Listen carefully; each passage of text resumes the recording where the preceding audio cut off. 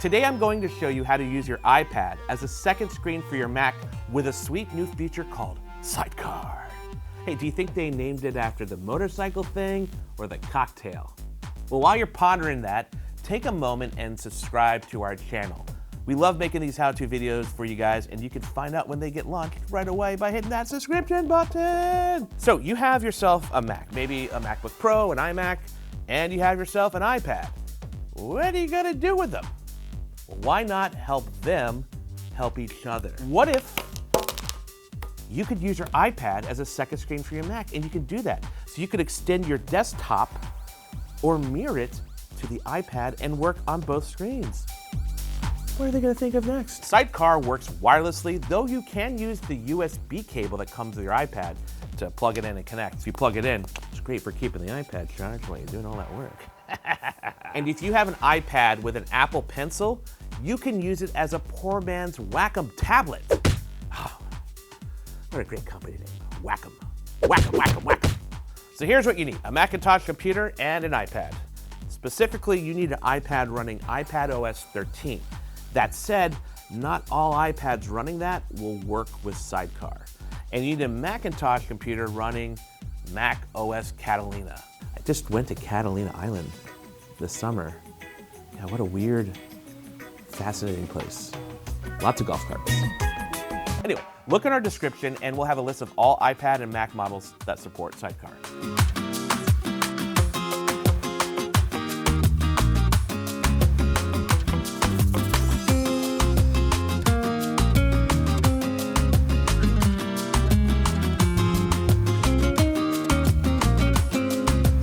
To set up, click the AirPlay button in the menu bar of your Mac and choose the option to connect your iPad. You can also go through System Preferences and click Sidecar Preferences and do the exact same thing. And that's it. Now your iPad should be an extension of your Mac desktop. To mirror your Mac display so both screens show the same content, go back to the AirPlay button, which is going to be blue now because you're using Sidecar, and choose the option to mirror your display. This is great for anytime you want to share your Mac desktop with your friends, your family, your coworkers, your neighbors who want to look at your Mac desktop. All right, maybe there's better use cases. To end your Sidecar session, go back to the AirPlay button on your Mac and choose the option to disconnect. By the way, the iPad also has a disconnect button there. You can click and do the same thing. When using Sidecar, Apple puts a handful of modifier keys on the side of the iPad so you can use it without a keyboard. And if you have a Mac with a touch bar or without, there's now a touch bar on your iPad. How cool is that? And if you want to check out more settings and go more in depth, check out Sidecar Preferences. One more thought on Sidecar. For years, there's been a great app called Duet Display that does the same thing, lets you put your Mac on your iPad. That said, Sidecar adds a lot of functionality that Duet does not have, and you might think that that will make Duet go away. But Duet has something that Sidecar doesn't have.